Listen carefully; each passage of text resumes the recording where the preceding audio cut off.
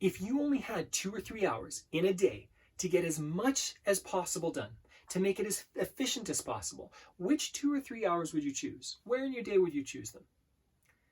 Research consistently shows this works for me, this works for, I would say, almost every one of my clients. I can think of one or two right now where it hasn't worked as well, and we've had to think of other systems. Almost everyone.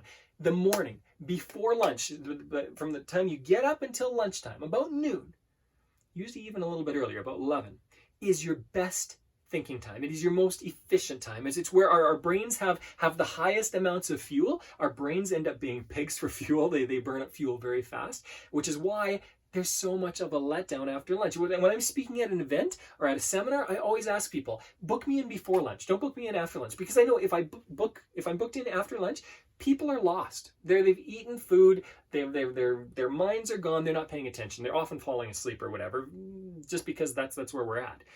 People are tired and they're not getting as much sleep. If I get people in the morning, they're awake and alert and engaged, and we can go back and forth. I have to work a lot harder after lunch to engage people than I do before lunch. And ask yourself, is this not true? Do you not get more done in the mornings? If you're focused in the morning and you're focused in the afternoon, are you not more efficient in the morning? I used to run a architectural landscaping crew. We used to build people's yards. And I had a crew of 3 or 4 people, and they hated me for this because I really ran them hard for this. But I said, hey, listen, if you are willing to work hard for me in the morning, I'll give you lots of time off in the afternoon. Because what I found was the afternoon after lunch is almost useless time anyway. People are not focused, they're not getting as much done. If I could really make the morning count, I would get a lot more done. And my crew ran really well that way, okay? They weren't always happy with me because I pushed them a little bit with that. But we got so much more done. And so what I want to encourage you to do right now is make sure those first few hours in the day count. I mean, for me, when I say the first few hours of my day, it's after I've woken up, I've done some mindfulness, some visualizations, thought about my goals, I've exercised a little bit, I've had a shower, breakfast, all that kind of stuff. I've gotten that stuff, I've gotten myself ready. And then for those first 3 hours of the day, if those hours count, then you know what? Even if everything goes haywire in the rest of the day, everything else goes pear-shaped, I'm okay, because I did enough to get by. And if you just got those first 3 hours and you were really successful with those first 3 hours, that would be fantastic. Which brings me to time blocking. I don't know if I should talk about it today or in a future video, because I know I'm going to talk about it again. But time blocking, I'll introduce it. Time blocking is where you separate yourself from everything. You turn off your phone, you turn off your computer if you're not using it. If you are using it, get rid of email and get rid of everything else. There's no notifications. You are focused on what you need to do. There's a do not disturb sign on your office door. You do not allow people to disturb you for that time. It takes a while to train people for this. Okay, to respect your time in this way, but do it at all costs, because if you can make those first few hours count, your whole day is going to be worthwhile on some level. Not only that, if you can make Monday and Tuesday really count, your week often is worthwhile.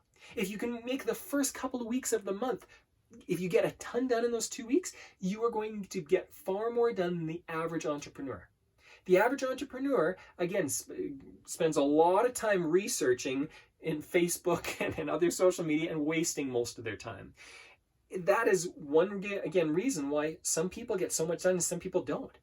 But we need to know ourselves. And one thing that we need to know about ourselves is that we're far more efficient in the morning than any other time of the day. Now, how do you need to protect yourself with this? Again, it might take a little while. I've had clients that for the first 2 or 3 weeks, they're reminding people constantly, hey, listen, remember this time is blocked off. You can't disturb me for this time. Sometimes it's at their office or wherever it is. But you need to protect yourself for this time. Again, I don't turn off my phone, but I turn it on silent in a way that nobody can reach me.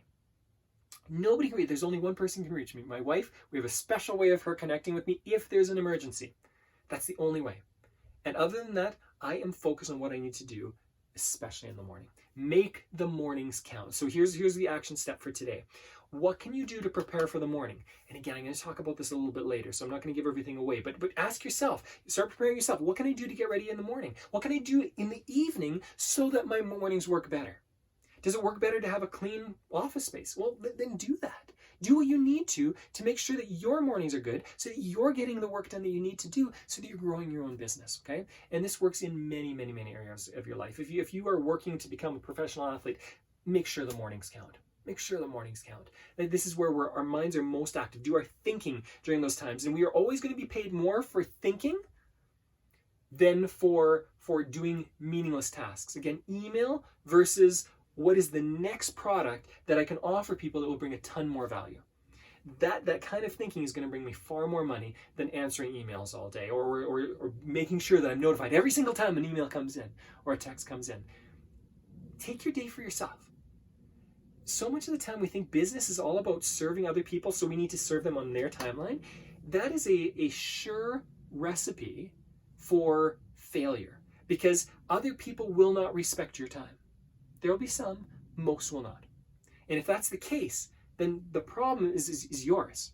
So you need to set up time for yourself. What are the ways that you can protect your time? What is the way that you're going to time block? Practice this a little bit. You don't have to start with 3 hours. You can start off with 15 minutes, 30 minutes, 45 minutes, whatever it is. And as you build, you will start to see the value of this time. If you ask really successful business leaders, they will consistently talk about mornings and the value of mornings. Talk to them. Feel free to talk to the most successful business person you know, and ask them, when is the most important time in the day where you get things done, and what do you during that time? And you will learn a ton. I've done this many times. I've interviewed a ton of people and done a bunch of research, and this is what comes up consistently.